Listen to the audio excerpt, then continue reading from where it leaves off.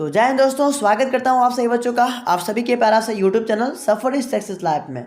जी बिल्कुल, आप सही सुने हैं, सही थंबनेल पर देखे हैं कि मैं आपको आज बताने वाला हूं कि केमिस्ट्री के सिलेबस के बारे में और कौन कौन से लेसन से कितने नंबर के पूछे जाते हैं, इस पर मैं आपको बारीकी से डिस्कशन करूँगा।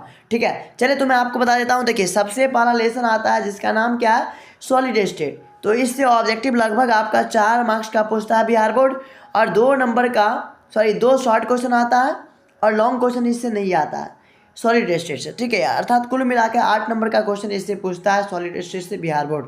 ठीक है, उसके बाद दूसरा लेसन आता है इसका जिसका नाम है सॉल्यूशन। ठीक है, जिसको हिंदी में बोलते हैं बिलियन।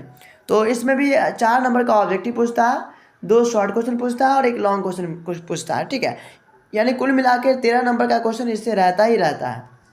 उसके बाद तीसरा चैप्टर आता है, इसका नाम है इलेक्ट्रोकेमिस्ट्री, है ना, जिसको क्या बोलते हैं, विद्युत रसायन भी बोलते हैं। तो ऑब्जेक्टिव इससे देखिए आपका 4 नंबर का रहता है, 2 शॉर्ट क्वेश्चन रहता है और एक लॉन्ग क्वेश्चन रहता है, अर्थात यहाँ पे 13 नंबर का क्वेश्चन पूछता ही पूछता है। समझे बात को। उसके बाद चौथा चैप्टर जो इसका आता है उसका नाम है केमिकल काइनेटिक्स, जिसको हिंदी में बोलते हैं रासायनिक बलगतिकी। ठीक है, तो इससे आपका जो है 4 नंबर का ऑब्जेक्टिव पूछता है, एक शॉर्ट क्वेश्चन एक लॉन्ग क्वेश्चन पूछता है, अर्थात इससे भी आपका 11 नंबर का क्वेश्चन पूछता है। ठीक है, इतना बात समझ में आ गया। यदि आप इस सिलेबस का PDF लेना चाहते हैं तो टेलीग्राम को ज्वाइन कर लीजिए, डिस्क्रिप्शन बॉक्स में उसका लिंक दिया होगा। ठीक है, चलिए उसके बाद आपका 5वां नंबर यहाँ पे चैप्टर आता है जिसका नाम क्या है, सरफेस केमिस्ट्री। ठीक है, तो इससे भी आपका ऑब्जेक्टिव 4 नंबर का, 2 शॉर्ट क्वेश्चन, यानी कुल मिला के 8 नंबर का क्वेश्चन आता है इसे। ठीक है, चलिए उसके बाद आपका जो आता है यहाँ पे 6ठा नंबर, तत्वों के निष्कर्षण के सामान्य सिद्धांत। ठीक है, यानी कि general principle and process of isolation. Isolation से भी आपका जो है ना 3 नंबर का ऑब्जेक्टिव पूछता है, 2 शॉर्ट क्वेश्चन और एक लॉन्ग क्वेश्चन पूछता है। ठीक है, निष्कर्षण वाला से। ठीक है, अर्थात इससे आपका 12 नंबर फिक्स ही रहता है। तत्वों का निष्कर्षण जो पूछता है, जैसे कॉपर के ऑक्साइड ऐसे के नाम बताए और उसके निष्कर्षण के सिद्धांत को लिखे, तो इस प्रकार से क्वेश्चन रेज किया जाता है। ठीक है, यानी एक लॉन्ग क्वेश्चन इससे रहता ही रहता है। समझे बात को। चलिए उसके बाद जो आपका मोस्ट इंपोर्टेंट और सबसे ज़्यादा वेटेज रखने वाला जो चैप्टर है वो आपका है पी ब्लॉक। ठीक है, पी ब्लॉक से 10 ऑब्जेक्टिव पूछता है, 3 शॉर्ट क्वेश्चन पूछता है और एक लॉन्ग क्वेश्चन पूछता है, अर्थात कुल मिला के देखा जाए तो 21 नंबर का सवाल इससे रहता है पी ब्लॉक से। तो काफ़ी ज़्यादा इंपॉर्टेंट है, इसको आप लोग बारीकी से पढ़िएगा। ठीक है, उसके बाद आपका आता है DNF ब्लॉक। तो इससे आपका 4 ऑब्जेक्टिव पूछता है, 2 सब्जेक्टिव और यहाँ पे आपका कुल मिला के 8 नंबर का रहता है क्वेश्चन। ठीक है, उसके बाद आपका 9वां जो चैप्टर आता है उसका नाम है कोऑर्डिनेशन कंपाउंड, जिसको क्या बोलते हैं, उप संयोजक यौगिक बोलते हैं। ठीक है, तो इस भी आपका जो है ना ऑब्जेक्टिव रहता है, 3 ऑब्जेक्टिव पूछता है, 2 शॉर्ट क्वेश्चन पूछता है, अर्थात कुल मिला के 7 नंबर का सवाल आता है इससे। ठीक है, कोऑर्डिनेशन कंपाउंड से। चलिए उसके बाद आपका 10 नंबर यहाँ पे कहता है, ठीक है, हेरोएल्केन एंड हेरोएलिन्स, यानी ये आपका ऑर्गेनिक का पोर्शन हो गया।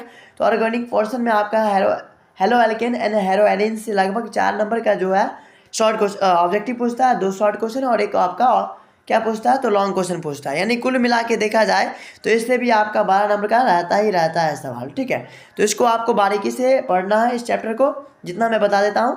अब यहाँ पर जो आपका 11 नंबर आता है अल्कोहल, फिनोल और ईथर, इससे भी आपका 4 ऑब्जेक्टिव पूछता है, एक शॉर्ट क्वेश्चन एक लॉन्ग क्वेश्चन पूछता है, यानी ये भी 12 नंबर का वेटेज रखता है। ठीक है, एल्डिहाइड, कीटोन, कार्बोक्सिलिक एसिड से जो आपका आता है यहाँ पे वो भी सेम ही रहता है इसका भी। ठीक है, इसका भी सेम मात्रा में क्वेश्चन रेज किया जाता है इससे भी, अर्थात आपका जो है ये भी 12 नंबर का इससे आता है क्वेश्चन। ठीक है, उसके बाद आपका 13 नंबर चैप्टर है जिसका नाम क्या है, एमीन। तो इससे भी आपका 3 ऑब्जेक्टिव पूछता है, एक शॉर्ट क्वेश्चन पूछता है। ठीक है, यानी कुल मिला के देखा जाए तो 5 नंबर का इससे सवाल रहता है। उसके बाद आपका यहाँ पे पॉलीमर है जिसको बहुलक बोलते हैं, तो इससे भी आपका 3 ऑब्जेक्टिव पूछता है, एक शॉर्ट क्वेश्चन और यहाँ पे कुल मिला के 5 नंबर का सवाल रहता है।